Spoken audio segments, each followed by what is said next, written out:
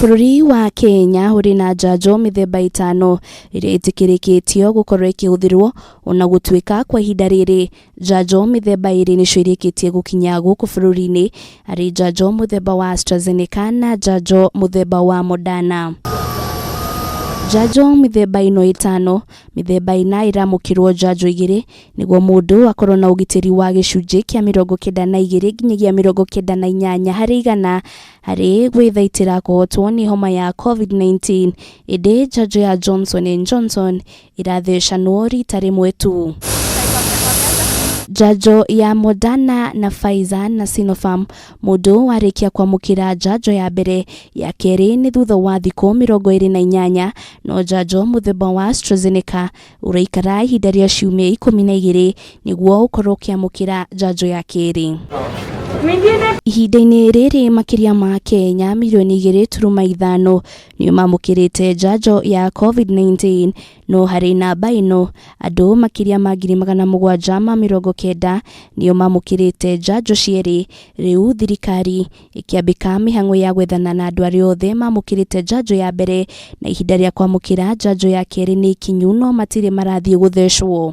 When the time for the second jab arrives, the system will automatically also give you a message that you are due for your second vaccines.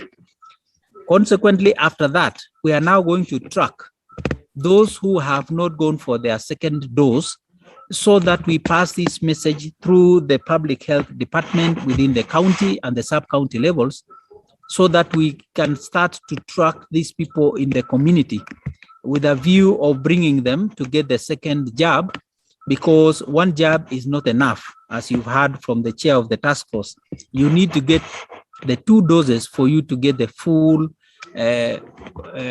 dose of protection. Kuri na wagagu ukoretwo kuo kuri ya Kenya aria mari na mirimo itiganite gwitigira kwamũkĩra njanjo ya COVID-19, no kuringana na ndagĩtarĩ Willis Akwale, a Kenya taya nĩo magĩrĩirwo nĩ gũkorwo marĩ mũhari-inĩ wa mbere wa kwamũkĩra njanjo amu nĩo marĩ ũgwati-inĩ wa gũtorio nĩ COVID-19, a Kenya makĩũrio kwĩyumĩria na njĩra nene kwamũkĩra njanjo.